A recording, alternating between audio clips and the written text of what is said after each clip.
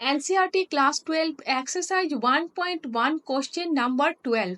The question है show that the relation are defined in the set A of all triangles as R equal T1, T2. T1 is similar to T2 is equivalence relation. Consider three right angle triangles T1 with sides 3, 4, 5, T2 with sides 5, 12, 13 and T3 with sides 6 and 10. Which triangles among T1, T2 and T3 are related? तो इस question में set क्या है? A equal set of all triangles. Relation क्या है? R equal T1, T2. T1 is similar to T2. Condition है T1 is similar to T2. Similar means same shape and same size. T1 and T2 are same shape and same size. Proof करना है R is an equivalence relation. पहले reflexive होने के लिए same values R के अंदर होना जरूरी है, जैसे A, B. अब देखिए T1 is similar to T2. Question के हिसाब से T1, T2 include to R है. आप T2 के प्लेस पर T1 लिख सकते हो. और एक बात देखिए आप लोग, T1 के सिमिलर है या नहीं. T1 सोचो एक ट्रायंगल है, उसको अगर आप लोग कॉपी पेस्ट करोगे तो वो T1 ही होगा. तो ये कह सकते हो T1 is similar to T1. So T1 is similar to itself. So T1 include to R. Similarly T2 is similar to itself. So T2 include to R.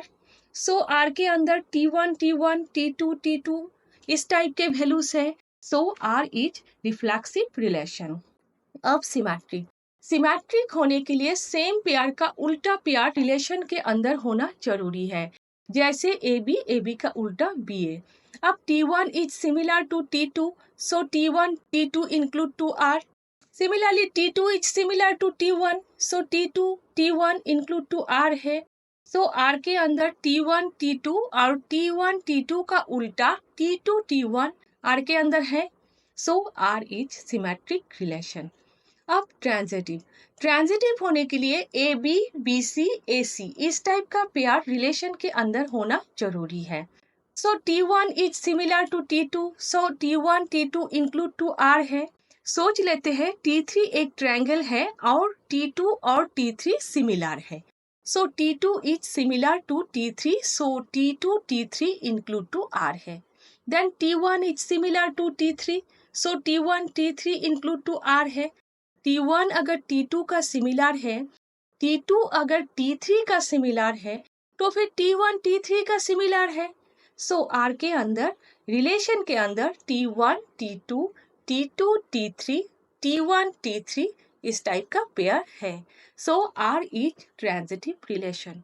So R is reflexive, symmetric and transitive. So R is an equivalence relation. अब question का second part देखिए. Consider three right angle triangles T1 with sides 3, 4, 5, T2 with sides 5, 12, 13 and T3 with sides 6, 8, 10. Which triangles among T1, T2 and T3 are related? ठीक है. T1 का sides क्या है? 3, 4, 5. T2 का sides क्या है? 5, 12, 13. T3 का साइड्स क्या है? 6, 8, 10. अब देखना है कौन सा ट्रायंगल किसके साथ रिलेटेड है. T1 का साइड के वैल्यूज को T3 के साइड के वैल्यूज से आप डिवाइड करोगे तो फिर रेशियो बराबर आएंगे, हाफ. बाकी आप किसी भी ट्रायंगल के साइड से किसी भी ट्रायंगल को साइड को डिवाइड करोगे वो बराबर नहीं आएंगे, डिफरेंट आएंगे. आप करके देख सकते हैं. So T1 is related to T3. ठीक है.